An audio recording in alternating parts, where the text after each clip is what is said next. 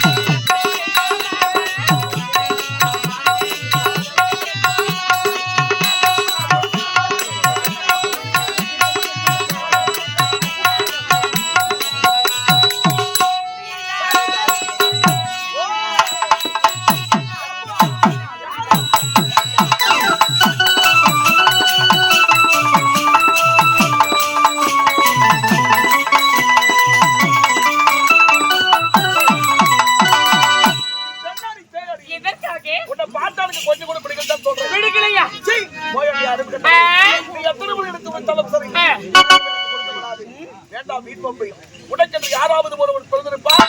அவனை மனதில் கொண்டு சந்தோஷமாக வாழி காதலிக்க முடியாதா? ஹலோ சொல்லோ என்னங்க நீ காண்பது பகல்கள் என்ன வலிகாதல் ஒத்தலை காதல் என்றுமே நிலைக்காது. நீ பெண்ணா இருந்தா உனக்கு புரியும். நீ சுத்தமான ஒரு மண்ணினி. நீங்கள் இப்போது என்னை காதலிக்கவில்லை என்றால் இல்லை என்றால் இதை எழுதி இந்த கத்தியால குத்தி செத்துருவேன். உன்னை காதலிக்க விட்டால் கத்தியால குத்தி சாக போறீங்க. இந்த கத்தியால குத்தி செத்துருவேன். உண்மையாக சத்தியமாக செத்துருவேன். எனக்காக உயிரே உனக்கு துணிந்து விட்டாய்.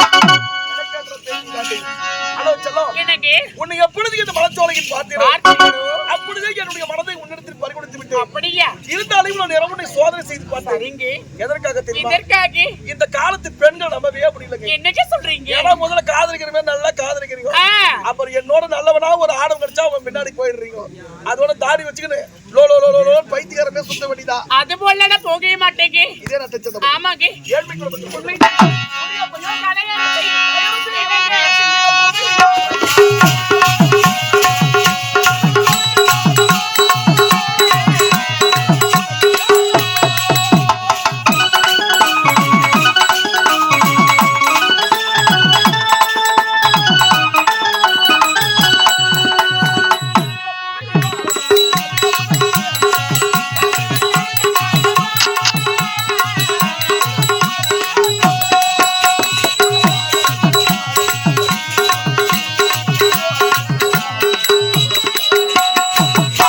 பாமரத்து பூவெடுத்து மஞ்சம் ஒன்று போடவா பூமரத்து நெயல் எடுத்து போர்வையாக்கி மூடவா கண்ணே புது நாடகம் விரைவில் அரங்கேறிடும் ஒய் ஒய் ஒய் பாமரத்து பூவெடுத்து மஞ்சம் ஒன்று போடவா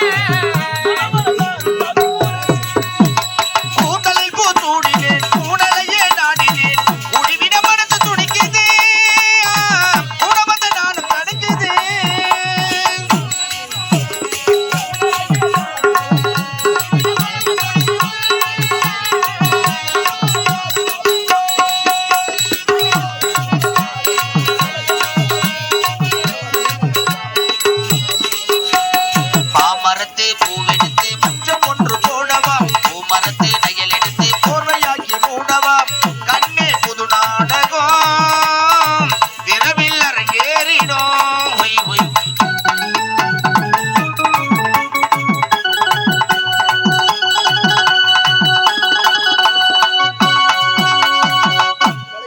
என்னங்க இருமனது ஒரு மனதாகி விட்டது ஆமாங்க இன்னும் இருப்பது திருமணம் மட்டும்தாங்க நம்முடைய வாழ்நாள் முழுவதும் இருவரும் இப்படியே இருக்க வேண்டும் உண்மைதாங்க. கலையரசி என்னங்க நான் யார் என்று தெரியாமலே என்னை உயிருக்குறாக காதலித்து ஆமா யார் நீங்க நான் யார் தெரியுமா யாரு வேதபுரி நாட்டின் இளவரசர் என்ன